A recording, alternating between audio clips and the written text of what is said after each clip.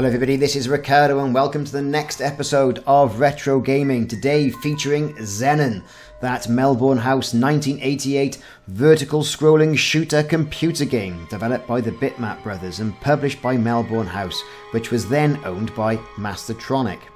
It featured as a play-by-phone game on the Saturday morning kid show Get Fresh in the UK.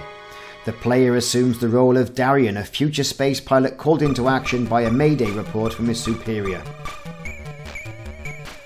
As of late, the colonies of mankind have been under attack by mysterious and violent aliens called the Xenites, and it is finally time for Darrian to engage them.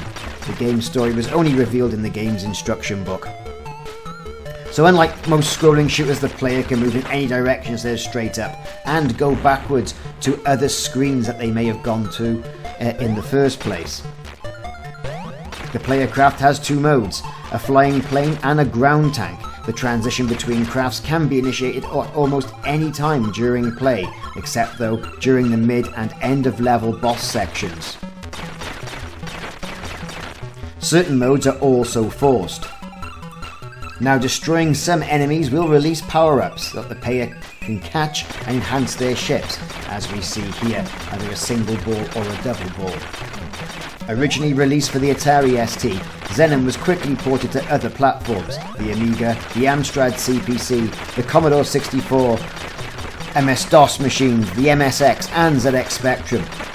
An arcade version of the game was also released through Mastertronic's Arcadia division, which ran on the Commodore Amiga as the hardware.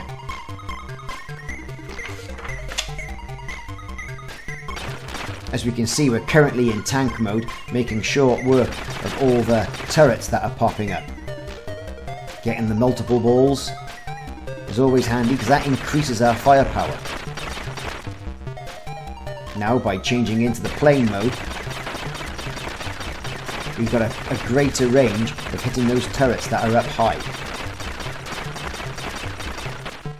Xenon, I think, truly was one of the first games out that really showed what the Atari ST could do.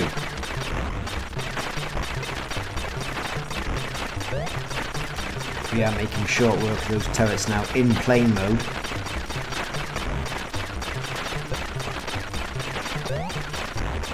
Picking up multi-directional missiles as well. It is virtually impossible to do this game without picking up any power-ups, and the ones that are awarded do make a hell of a lot of difference, especially with this laser mode as well as the multi-directional mode. Now, I find this boss exceptionally hard to do, and I'm going to die. I know I am. The idea is you've got to shoot right in the middle, right between what looks like to be his mandibles, whilst avoiding all the death that he hammers down upon you as well. Very difficult game, very difficult indeed. In fact, I don't think I've hit it once properly yet.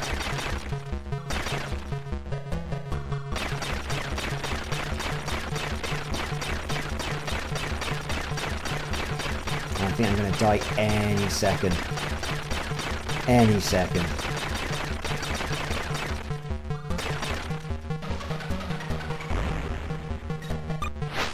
Anyway, back on, we start again. So we're in flight mode now, shooting these ground targets and the missile turrets.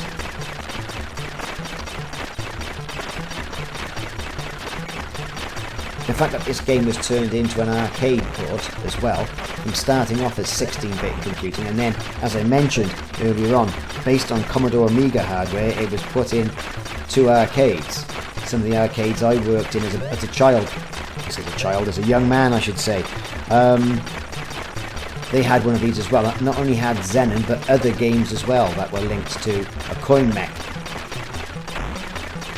So it has to be said, they were distinctly more difficult than this game was on the Atari. So they had tweaked the difficulty rating to get the maximum amount of money out of the punter.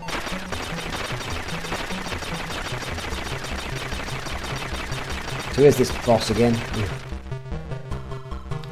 as games go, I have to come back and have a good look at this and perhaps then revisit this video as I do it. But anyway, I've been Ricardo and this has been Xenon as part of the Retro Gaming series. Thanks very much for watching and check back for some more videos soon.